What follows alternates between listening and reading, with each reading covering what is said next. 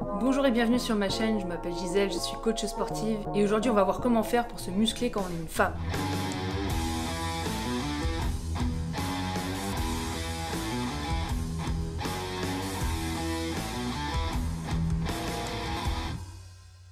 Alors c'est la même chose que quand on est un mec. Allez, bisous! Non, je rigole. Bon, plus sérieusement, je sais que la photo va pas forcément donner envie à toutes les meufs, mais même si votre truc c'est d'avoir un gros boule, c'est le même tarif que d'avoir des gros bras, donc je vous conseille de rester jusqu'au bout.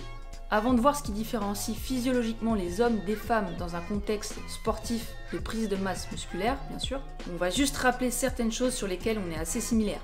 Donc première chose, on a tous le même nombre de muscles, qui ont les mêmes fonctions. C'est déjà un gros point quand le sujet c'est la prise de masse musculaire.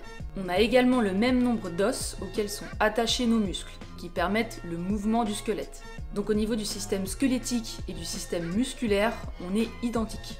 La différence la plus marquante au niveau musculaire, c'est le volume. Donc en général, les hommes ont une masse musculaire plus importante que celle des femmes.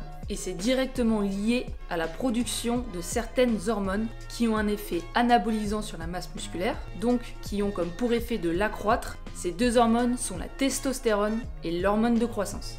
Il faut savoir que ce sont deux hormones qui sont souvent utilisées dans le culturisme comme produits dopants. Juste pour vous donner une idée de l'importance qu'elles ont sur le développement de la masse musculaire. La testostérone est une hormone chez l'homme qui a une incidence entre autres sur la pilosité, la libido, la fertilité et la masse musculaire. Il y a une corrélation étroite entre le taux de testostérone et la quantité de masse musculaire. Ce taux va fluctuer tout au long de la vie, notamment avec un pic à l'adolescence et une drastique diminution après 50 ans.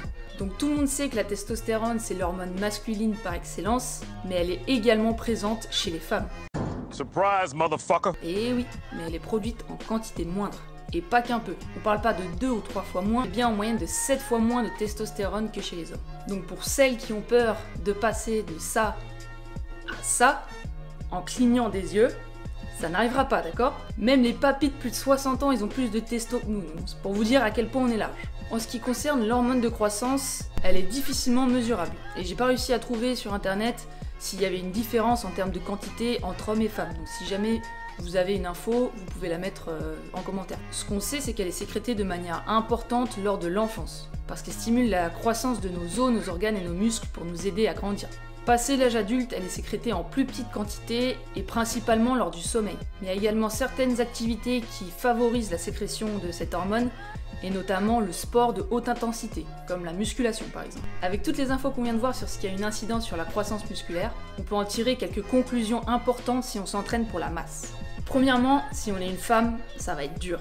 On a vu qu'on a un désavantage considérable par rapport aux hommes en termes de testostérone, donc si eux doivent s'entraîner dur pour acquérir un physique, nous on va falloir qu'on s'entraîne encore plus dur. Deuxièmement, on a vu que l'hormone de croissance était principalement sécrétée lors du sommeil. Alors si on veut favoriser la croissance musculaire et bien récupérer nos entraînements, il va falloir bien dormir. Troisièmement, on a vu que ce qui favorisait la sécrétion d'hormones de croissance, c'était l'activité physique intense. Donc il va falloir mettre de l'intensité dans nos entraînements et essayer de mettre progressivement de plus en plus lourd lors de nos séances. Ça s'appelle la surcharge progressive.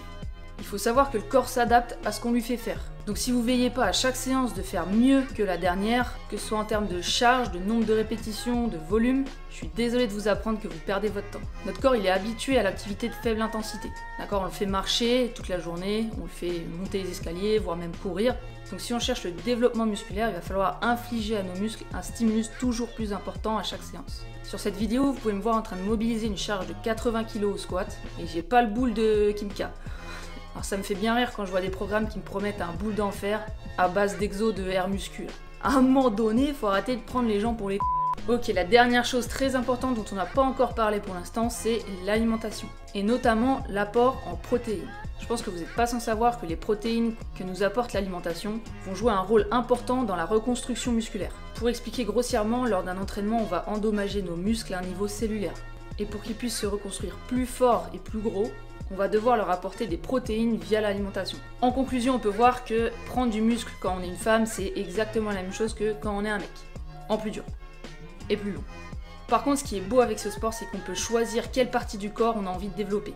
On a vu dans une vidéo précédente qu'on pouvait pas avoir d'influence sur la répartition des graisses sur le corps, mais guess what? On a la possibilité de faire ça avec la masse musculaire, c'est pas génial? Donc souvent les mecs ils vont vouloir avoir des gros pecs ou des gros bras, et les meufs plutôt des grosses cuisses ou des grosses fesses, mais c'est à vous de voir ce que vous trouvez esthétique. Par exemple moi je veux des épaules massives parce que je trouve ça esthétique, et je suis consciente que c'est pas du goût de tout le monde de voir une femme avec des grosses épaules ou des gros bras. Donc vous êtes vous, et vous faites ce que vous voulez.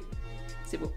Merci d'avoir regardé la vidéo jusqu'au bout, j'espère que ça vous aura plu. Vous avez maintenant quelques clés importantes pour vous aider dans votre odyssée vers la masse, peu importe votre genre. Dans la vidéo, il y a beaucoup de notions qui ont été survolées, donc je compte faire plus tard d'autres vidéos qui vont rentrer plus en détail sur les différents facteurs de l'hypertrophie. Je vous invite à liker et partager si ça vous a plu, surtout si vous avez appris quelque chose, et laissez un petit commentaire si le cœur vous en dit. Et on se dit à la prochaine, bye!